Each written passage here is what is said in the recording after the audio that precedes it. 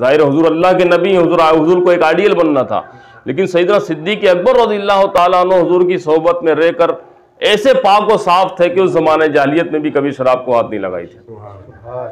आप उन सहाबा इकराम में से।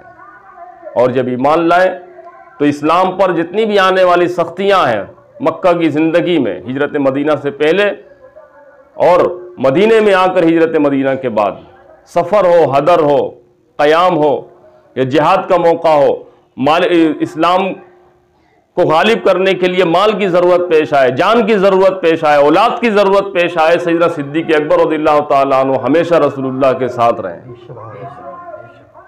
और आप वो वाहिद साहबी हैं, सहाबा इकराम में वो वाहिद साहबी हैं कि जो खुद भी मुसलमान हुए, बाद में उनके वालिद मोहतरम भी ईमान लाए और आपके साहबजादे अब्दुर्रहमान भी ईमान लाए और उनके साहबजादे हजरत अबू अतीक मोहम्मद वो भी मुसलमान हुए और चारों को साहबियत का मकाम मिला। साहबियत का मकाम मिलने का जो है इसलिए कह रहा हूं कि वो हुजूर की जिंदगी में ही ये चार पुश्तें मुसलमान थे, चार पुश्तें साहबियत के मकाम पर फाइज थी।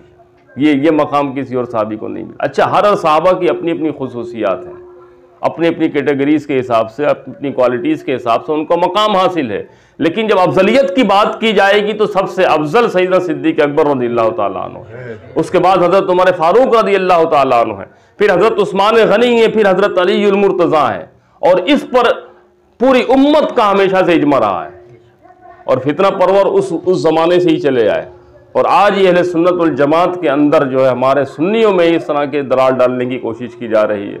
अब वो बड़े बड़े सज्जादा नशीन भी हैं उसमें और बड़े बड़े लोग भी। हैरत होती है कि ऐसा फितना तो इससे पहले कभी नहीं उठा था।